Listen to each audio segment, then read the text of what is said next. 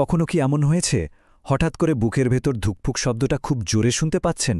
মনে হচ্ছে যেন হার্টবিটটা কানের কাছে বাজছে। এটা কি স্বাভাবিক, নাকি এর পেছনে চিন্তার কোনো কারণ আছে? চলুন আজকের এই আলোচনায় আমরা এই সাধারণ কিন্তু বেশ জরুরি প্রশ্নটারই উত্তর খোঁজার চেষ্টা করি। ধরুন একদম শান্ত হয়ে বসে আছেন, কোনো কাজ করছেন না, আর ঠিক তখনই মনে হল বুকের ভেতর হৃৎপিণ্ডটা যেন হঠাৎ দৌড় শুরু করেছে। বেশ অস্বস্তিকর একটা অনুভূতি, তাই না? তো এর মানেটা আসলে কি? আচ্ছা, তাহলে একদম গোড়া থেকে শুরু করা যাক। একজন সুস্থ সবল মানুষের হার্ট মানে হৃৎপিণ্ড সাধারণত মিনিটে ৬০ থেকে ১০০ বার বিট করে। এটাই কিন্তু আমাদের জীবনের স্বাভাবিক ছন্দ। আর মজার ব্যাপার হলো, বেশিরভাগ সময় আমরা এটা আলাদা করে টেরই পাই না। তো এই পুরো ব্যাপারটা পরিষ্কারভাবে বুঝতে আমরা কয়েকটা ধাপে এগোব। প্রথমে জানব আমরা কখন নিজের হার্টবিট ফিল করি, এরপর দেখব এর সাধারণ কারণগুলো কি কি। তারপর আসব সবচেয়ে জরুরি অংশে, কখন ডাক্তারের কাছে যাওয়া দরকার, আর চিকিৎসা না করালে কি ঝুঁকি হতে পারে, আর একদম শেষে আমাদের করণীয় কি সেটাও জেনে নেব। তাহলে চলুন শুরু করা যাক আমাদের প্রথম পর্ব দিয়ে। এই যে নিজের হার্টবিটটা খুব জোরালোভাবে ফিল করা, যেটাকে মেডিকেলের ভাষায় প্যালপিটেশন বলা হয়, এটা আসলে কি?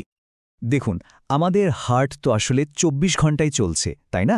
কিন্তু এই চলার শব্দটা যখন হঠাৎ করে আমাদের মনোযোগ আকর্ষণ করে, তখনই কিন্তু চিন্তাটা মাথায় আসে। এই অনুভূতিটা কয়েক রকম হতে পারে।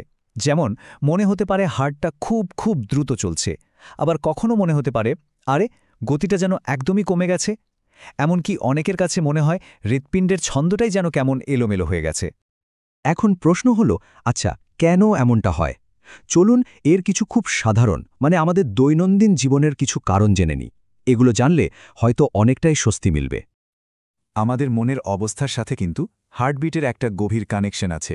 মানে খুব বেশি ভয় পেলে, বা ধরুন পরীক্ষার আগে টেনশন হলে, কিংবা খুব এক্সাইটেড হয়ে গেলে, এই সময়গুলোতে হার্টবিট বেড়ে যাওয়াটা খুবই স্বাভাবিক। মনে হয় যেন বুকের ভেতর কেউ ড্রাম বাজাচ্ছে। এটা কিন্তু শরীরের একটা খুবই সাধারণ রিয়াকশন।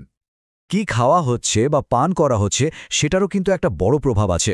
যেমন খুব বেশি চা বা কফি পান করলে, বা ধরুন ডার্ক চকলেট খেলে, এমনকি যারা তামাক জাতীয় জিনিস ব্যবহার করেন, তাদের ক্ষেত্রেও কিন্তু হার্টবিটের ছন্দে একটা পরিবর্তন আসতে পারে। আর তখন সেটা বেশ ভালোভাবেই টের পাওয়া যায়। এছাড়াও আরও কিছু শারীরিক কারণও আছে। ভাবুন তো, জ্বর হলে কি হয়? গা গরম, সাথে হার্টবিটও বেড়ে যায়। কিংবা ধরুন ব্যায়াম করার পর, তখনও তো হার্টবিট বাড়ে, তাই না? এগুলো একদম স্বাভাবিক। আবার কিছু ওষুধের সাইড এফেক্ট হিসেবেও এটা হতে পারে। এমনকি শরীরে হরমোনের পরিবর্তনের কারণেও কিন্তু হৃৎপিণ্ডের গতিতে বদল আসতে পারে। এতক্ষণ তো আমরা বেশ কিছু সাধারণ কারণ নিয়ে কথা বললাম, কিন্তু এখন আমরা আলোচনা করব সবচেয়ে গুরুত্বপূর্ণ বিষয়টা নিয়ে। মানে এমন কিছু ওয়ার্নিং সাইন বা সতর্ক সংকেত আছে যেগুলো দেখলে কিন্তু একদমই দেরি করা উচিত নয়।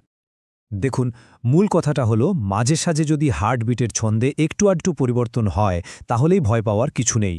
কিন্তু যদি ব্যাপারটা প্রায়ই ঘটতে থাকে বা মনে হয় দিন দিন যেন বাড়ছে, তখন কিন্তু অবশ্যই একজন ডাক্তারের সাথে কথা বলা উচিত।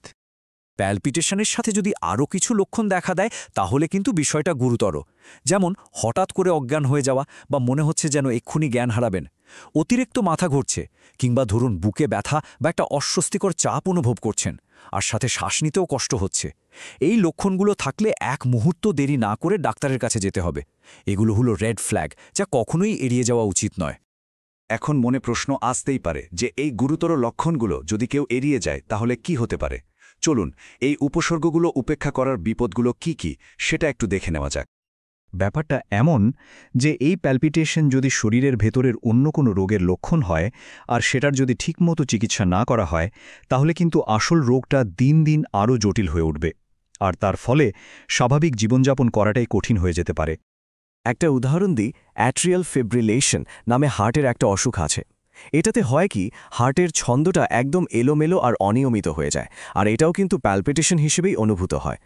আর সবচেয়ে ভয়ের কথা হলো, যদি এর ঠিকঠাক চিকিৎসা না হয়, তাহলে ভবিষ্যতে স্ট্রোক হওয়ার ঝুঁকি কিন্তু অনেকটাই বেড়ে যায়। আচ্ছা, এটা কিভাবে হয়? দেখুন, যখন হার্টের ছন্দটা এলোমেলো হয়ে যায়, তখন হার্ট ঠিকমতো রক্ত পাম্প করতে পারে না।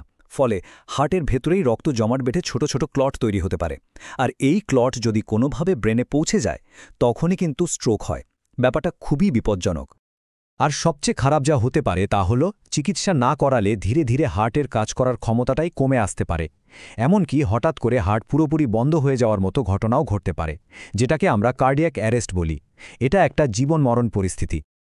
তো এত সব আলোচনার পর চলুন সবটা একটু গুছিয়ে নিই, মানে মূল কথাটা কি দাঁড়ালো আর এখন করণীয়টা কি।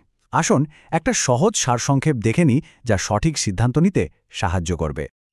তাহলে মূল বিষয়টা খুব সহজ। যদি দেখেন যে স্ট্রেস, কফি খাওয়া বা ব্যায়ামের মতো কোনো কারণে হার্টবিট বাড়ছে, তবে সেটা সম্ভবত স্বাভাবিক। এক্ষেত্রে কী কারণে হচ্ছে সেই ট্রিগারগুলো খেয়াল করুন আর সেগুলো এড়িয়ে চলার চেষ্টা করুন। অন্যদিকে যদি প্যালপিটেশনের সাথে বুকে ব্যথা, অজ্ঞান হয়ে যাওয়ার মতো অনুভূতি বা শ্বাসকষ্টের মতো গুরুতর লক্ষণ থাকে, তাহলে এক মুহূর্ত দেরি না করে ডাক্তারের পরামর্শ নিতে হবে। শেষ করার আগে শুধু একটা প্রশ্ন। আমাদের শরীর কিন্তু সব সময় আমাদের সাথে কথা বলার চেষ্টা করে। প্রশ্ন হলো, আমরা কি সেই সংকেতগুলো মন দিয়ে শুনছি? শরীরের কথা শোনা আর সেটাকে গুরুত্ব দেওয়াই কিন্তু সুস্থ থাকার প্রথম ধাপ। তাই নিজের প্রতি খেয়াল রাখুন, সচেতন থাকুন।